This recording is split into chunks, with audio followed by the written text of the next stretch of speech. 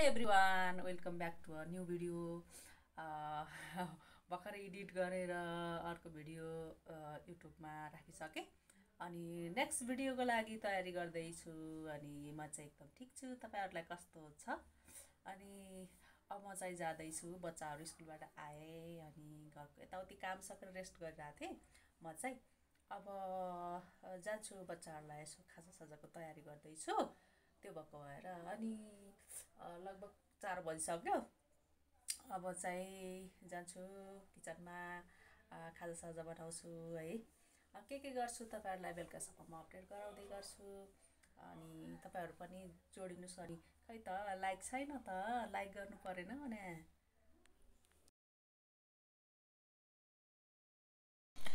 मैले चाहिँ काटिसकेँ बल्ल बल्ल, यतिसरी काटिसकेँ, बल्ल बल्ल काटेँ है। रेड भयो हात चाहिँ होइन। अब चाहिँ म काट्छु अनि हामी खान्छौँ है त।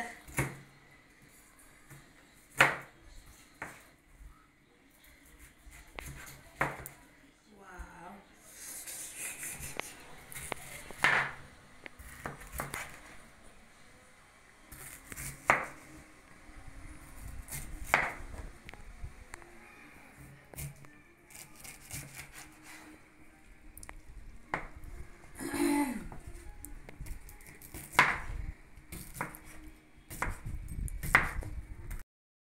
चाहिँ काटिसकेँ।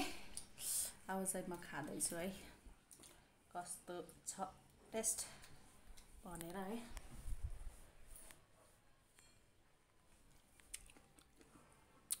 मिठो छ, खाऊ।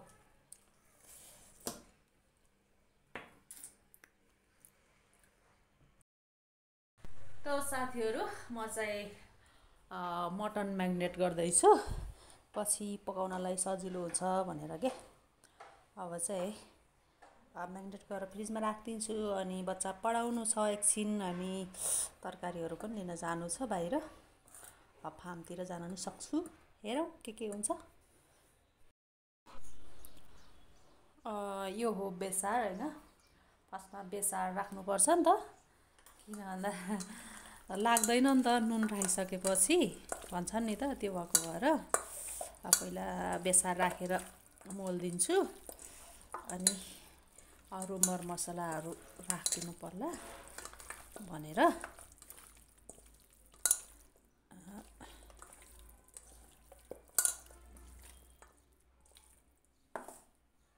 अलि आएन कि क्या हो।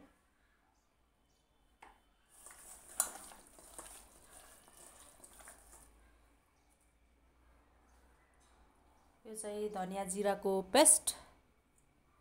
ए धुलो पेस्ट पो भन्न आएछ। अनि खुर्सानी धुलो,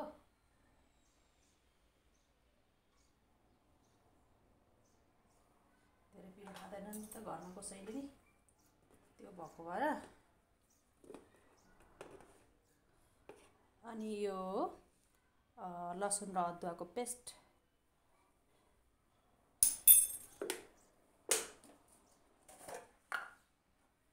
अनि यो चाहिँ हो गरम मसला।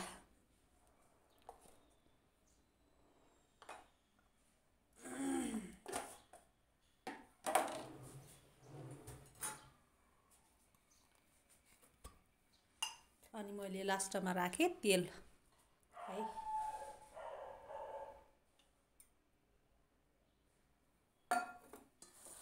अब चाहिँ यसरी मजाले मोल्दिने, यसरी। अनि 1 घन्टाका लागि चाहिँ राखिदिने फ्रिजमा। अनि एकदम मिठो हुन्छ पछि चाहिँ।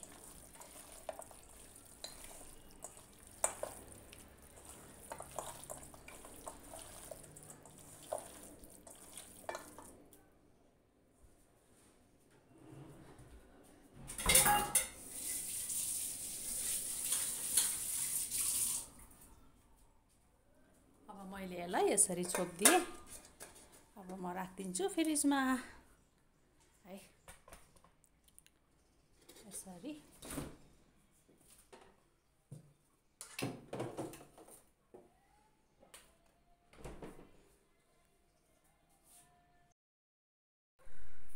यो चाहिँ हो दाल अस्ति पिसे हिजो केलाएँ है राम्रो बनाएर राखेँ अब यसलाई चाहिँ तलाएर राख्नुपर्छ कहाँ राख्ने भन्ने कुराको टेन्सन भइरहेछ हैन लगभग अब यसमा चाहिँ मिक्स गरेर खाने हो 1 वर्षलाई जति पुग्छ 6-7 महिनालाई पुग्छ जे होस् मलाई चाहिँ यो चाहिँ केराउको दाल येल्लो दाल यो चाहिँ सिमीको कालो दाल है साह्रो के गर्दैछन् हेरौँ है त तिनीहरू चाहिँ के गर्दैछन् यहाँ चाहिँ हेर्छ है पढ भनेको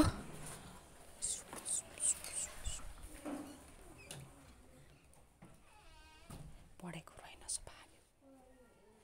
ल हेर त खै किताब मोबाइल यत्रो प्रश्न कार्टुन हेरेर बसेको ल झुट बोलेको हेर भागिरहेको थियो कसरी भाग्यो ल हेर झुट बोलेको झुट बोलेको ल देखा अक्षर देखा मलाई अक्षर हेर्नु छ मलाई छिछि अक्षर म काटिहाल्छु नि त्यो भएन त्यो अक्षर त्यो काट भएन भन त्यो के बनाएको यस्तो त्यस्तो के बनाएको के हो त्यो ल अब अर्को त्यो भन त्यो अक्षर भन त्यो भएन मैले तँलाई के भने अस्ति हेर ल छिटो ल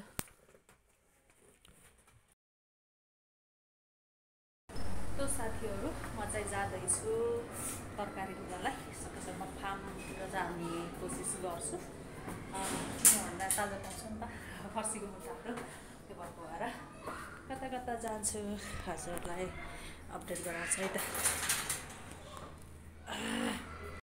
तो साथीहरू आइसकेँ म घरमा बाहिर गएर कस्तो गर्दै एकछिन हिँडेको केही ल्याएन अनि यो निउरो ल्याएँ फार्ममा जान नि अल्छी लाग्यो के रात परिसक्यो अनि त्यही भएर काली निउरो भेटाएँ अनि लिएर आएँ मलाई भइहाल्छ अनि बच्चाहरूलाई हस्बेन्डलाई चाहिँ चिकन के मटन भइहाल्छ पहिला मटन बनाइदिन्छु अनि त्यसपछि बल्ल अरू काम गर्छु है त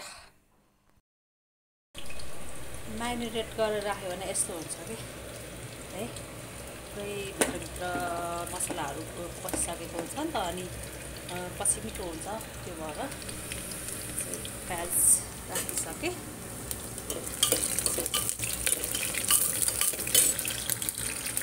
बनाउँछु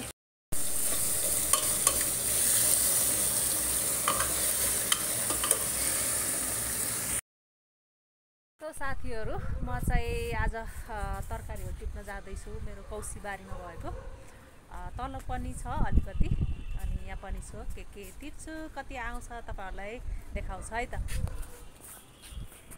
कटिङ है हाम्रो फर्स्ट हो फलेको अनि काट्दैछौँ यो चाहिँ अनि कति निस्किन्छ हेरौँ है त खाने बेला भइसकेछ यो चाहिँ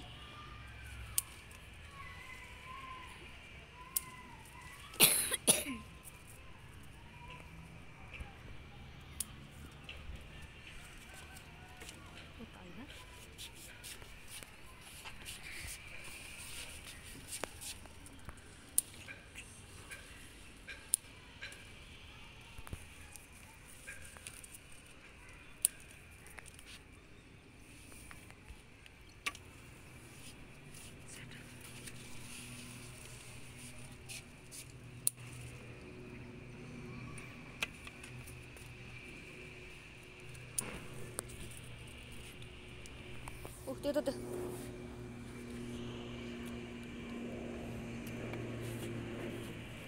यो पनि होला नि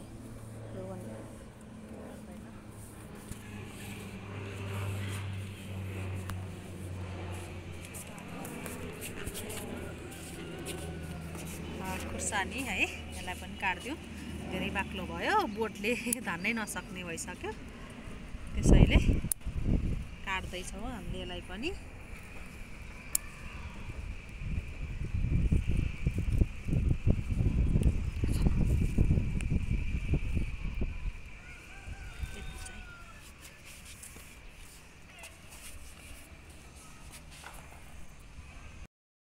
नजिकै ल्याएर नि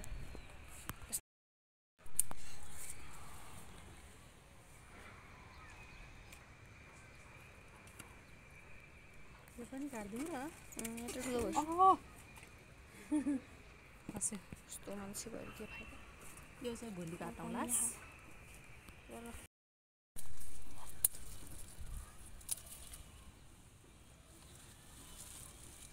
नै भोलि काटौँला यति निस्क्यो अरू पछि काट्ने भनेर निकाल्नु पर्ला भनेर यति किन निकाल्ने भनेर अब चाहिँ हामी तल जान्छ है तल चाहिँ कति निस्किन्छ तल चाहिँ छ टन्नै सिमीहरू सिमी है सिमी चाहिँ कति आउँछ है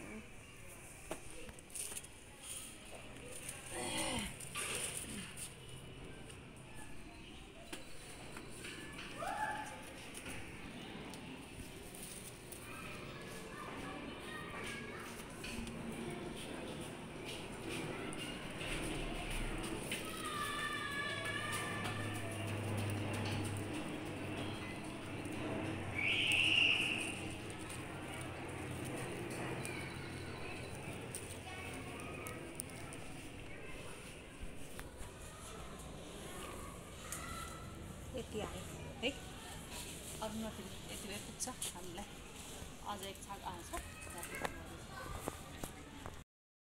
यति निस्क्यो है हाम्रो छतबाट तरकारी होइन हामीलाई 3 छाक हुन्छ